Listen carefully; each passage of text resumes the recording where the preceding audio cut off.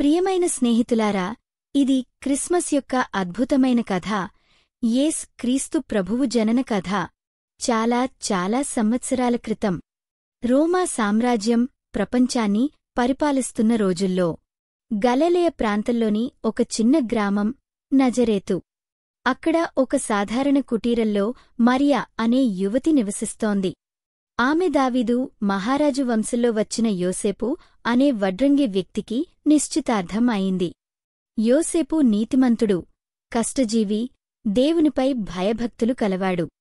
ఒక సాయంత్రం సూర్యుడు అస్తమిస్తున్న సమయంలో మరియా ఇంటి పనులు చేసుకుంటూ ఉంది.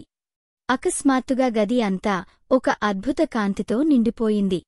ఆమె భయంతో వణుకుతూ చూస్తే ఆమె ముందు దేవుని ప్రధాన దూత గాబ్రియేలు నిలబడి ఉన్నాడు.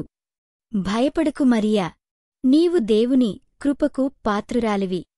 ఇదిగో, నీవు గర్భవతివై ఒక కుమారుని కనెదవు.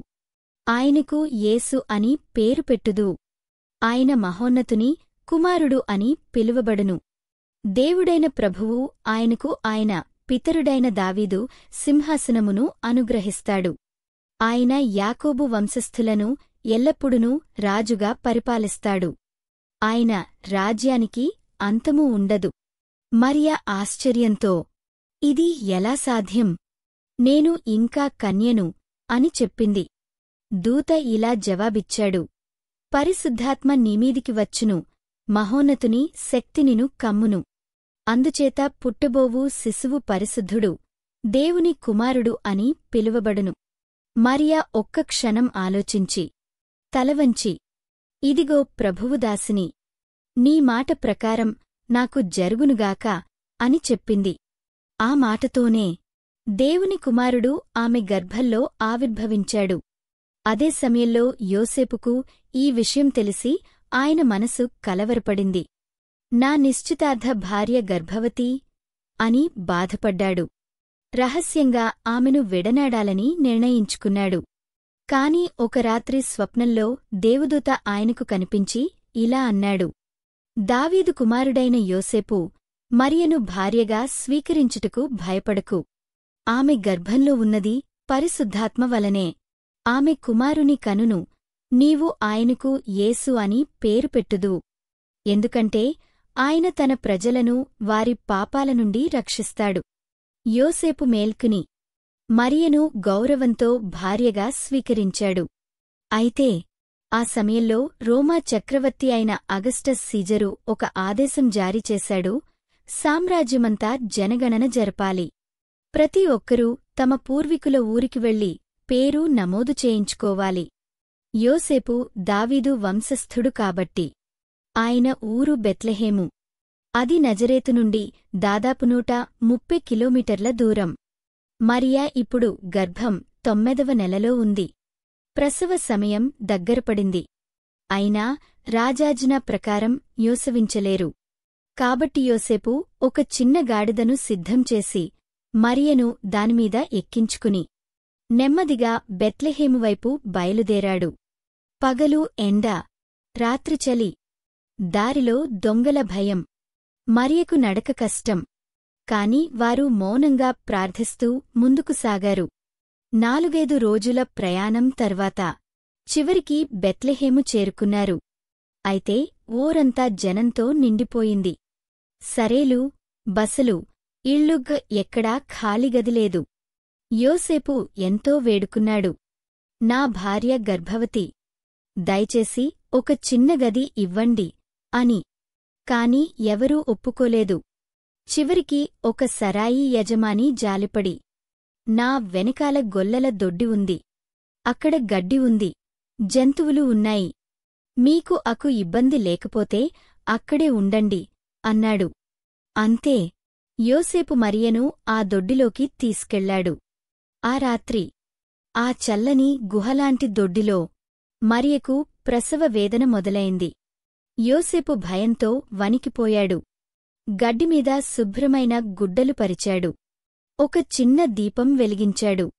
బయట నక్షత్రాలు మిరిసిపోతున్నాయి. అర్ధరాత్రి ఒక చిన్న ఏడ్పు ఆ దొడ్డిని నింపింది. మరియా ఒక అందమైన మగ శిశువును కన్నది. ఆమె ఆ శిశువును గుడ్డలలో చుట్టి జంతువుల దానా గరిటెలో పరుండబెట్టింది. ఆ శిశువే యేసుక్రీస్తు. దేవుడు మనుష్యుడిగా భూమిమీద అడుగుపెట్టిన క్షణం. అదే సమయంలో బెత్లెహేము పొలిమేరల్లో గొర్రెలను కాస్తున్న గొల్లలు ఉన్నారు. చల్లనిగాలి, నిశ్శబ్దం. వారు మంట దగ్గర కూర్చుని మాట్లాడుకుంటున్నారు. అకస్మాత్తుగా ఆకాశం చిలిపోయినట్టు ఒక మహాకాంతి. ప్రభువు దూతవారి ముందు నిలబడ్డాడు. గొల్లలు భయంతో పడిపోయారు. దూత అన్నాడు, భయపడకండి. ఇదిగో నేను మీకు మహా సంతోషకరమైన సువార్త తెలియజేస్తున్నాను. ఈరోజు దావీదు ఊరిలో మీకు ఒక రక్షకుడు పుట్టాడు. ఆయనే క్రీస్తు ప్రభువు. గుడ్డలలో చుట్టబడి దానా గరిటెలో పడుకుని ఉన్న శిశువే ఆ సూచన. అకస్మాత్తుగా ఆకాశం అంతా దేవదూతల సైన్యం కనిపించింది. వారుగన ఘనంగా పాడారు, పరలోకంలో దేవునికి మహిమ, భూమిమీద శాంతి. ఆయన కృపకు పాత్రులైన మనుష్యులకు మంగళం.